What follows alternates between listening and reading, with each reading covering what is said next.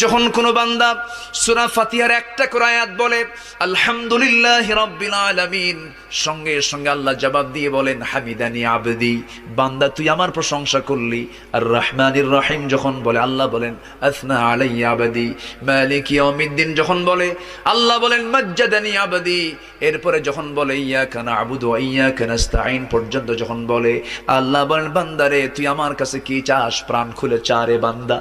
ইহদিনাস সিরাতাল মুস্তাকিম থেকে শুরু করে নিয়া ওয়ালাদ-দাল্লিন পর্যন্ত যখন বান্দা বলে তখন আল্লাহ বলেন বান্দা নামাজের মধ্যে এমন প্রেমের খেলা খেললি বান্দা, তুই যা চাইলি সব আমি আল্লাহ কবুল করলাম।